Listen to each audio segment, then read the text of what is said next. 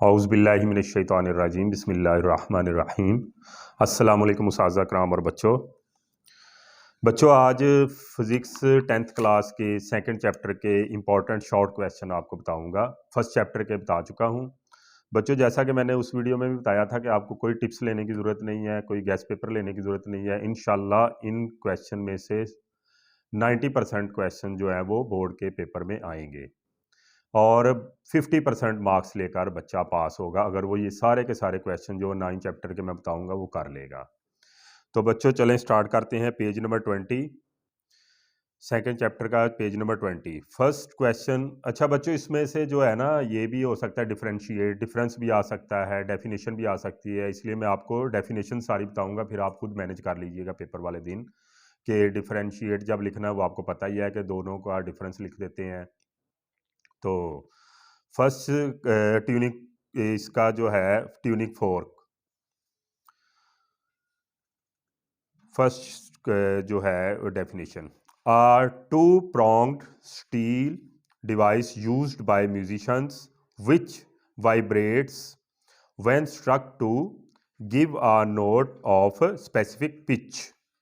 Page number 20 पर ये तो नहीं है लेकिन ये मैंने खुद से आपको बताई है, ये आप नोट कर लीजिएगा। पेज नंबर 20 पर sound waves, what are sound waves, तो ये आपने लिखना है 11.1 से। Sound waves like other waves sound is also produced by vibrating bodies due to vibrations of bodies the air around them also vibrates and the air vibrations produce sensation of sound in our ear. For example, in a guitar, sound is produced due to the vibrations of its strings. Next question बच्चों page number 22 पर, loudness. What is loudness? Loudness is the characteristic of sound by which loud and faint sounds can be distinguished. Its SI unit is decibel, ये आपने साथ लिख लेना है। फिर ये भी क्वेश्चन आ सकता है कि define loudness on what factors it depends. तो आपने इसके सिर्फ फैक्टर्स लिखने हैं जो 3 हैं, amplitude of the vibrating body, area of vibrating body and distance from the vibrating body. इसके अलावा और इसी पेज पर इंपॉर्टेंट क्वेश्चन है area of the vibrating body. इसकी डेफिनेशन आपने लिखनी है, the loudness of sound also depends upon the area of vibrating body. For example, sound produced by a large drum is louder than the small one because of its large vibrating area. Next बच्चों definition है pitch, page number 23 पर। Pitch is the characteristic of sound by which we can distinguish between a shrill and grave sound. It depends upon the frequency. A higher pitch means a higher frequency and vice versa. ये लिखना है। इसके नीचे ही फिर है quality. Quality की definition, the characteristic of sound by which we can distinguish between two sounds of same loudness and pitch is called quality.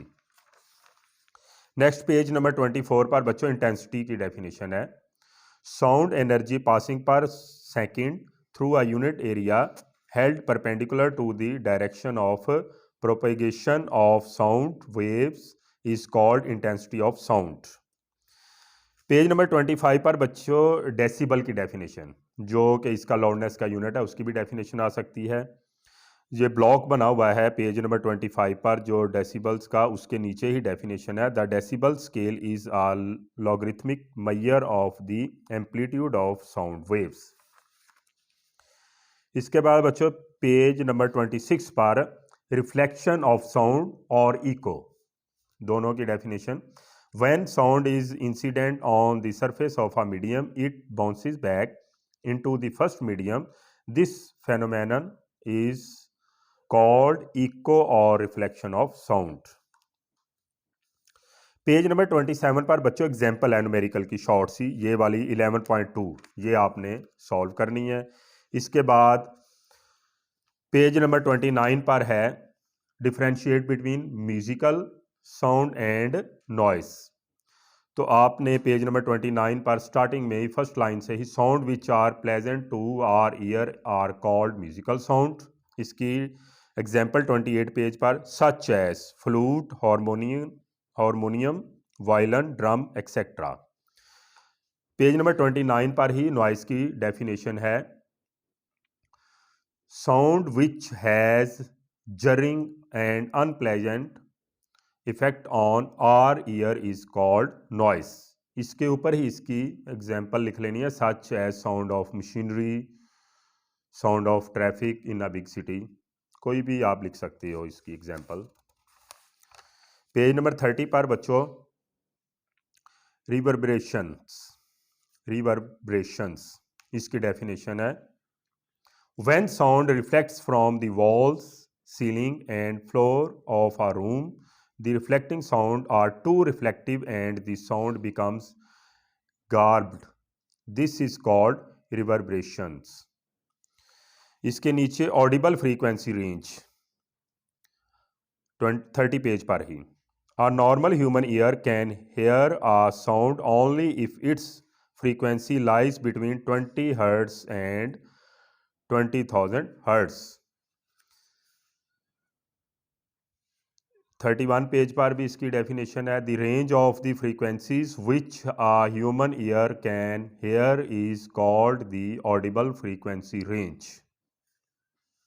इसकी आपने साथ थोड़ी सी एक्सप्लेनेशन लिख लेनी है पेज नंबर 30 पर, a normal human ear can hear a sound only if its frequency lies between 20 hertz and 20,000 hertz. फिर next definition है बच्चों 31 पेज पर अल्ट्रासाउंड की या अल्ट्रासोनिक वेव्स की, sounds of frequency higher than 20,000 hertz which are inaudible to human ear are called ultrasound और ultrasonic waves. अच्छा, फिर दो इसके आ सकता है, write down two uses of ultrasound in medical field. तो इसके ये दो पॉइंट नंबर 4 पर है, powerful ultrasound is now being used to remove blood clots formed in the arteries, और सेकेंड वन इसका ही है, ultrasound can also be used to get the picture of thyroid gland for diagnosis purposes. बच्चों इसके दो numerical हैं page number 35 पर, 1.2 एक अनारकली बाजार वाला और 1.4 डॉक्टर काउंट्स 32 हार्ट बीट्स, ये दोनों न्यूमेरिकल भी कर लेने हैं। इसके अलावा एक डेफिनेशन इसकी है, a silent whistle, define silent whistle, इसकी डेफिनेशन भी नोट कर लें, a silent whistle is a type of whistle that emits sound in the ultrasound range which people can not hear but some other animals can, included dogs and domestic cats, and is used to their training. तो its frequency is 20 kilo hertz to 25 kilo hertz. तो ये बच्चों सारे second chapter के question थे, इनको मेहनत से अच्छी तरह से बार बार याद करना है और रिवीजन मस्ट होती है, आपको पता है, और उस्ताद का अदब भी मस्ट है। थैंक यू बच्चों, अल्लाह हाफिज़।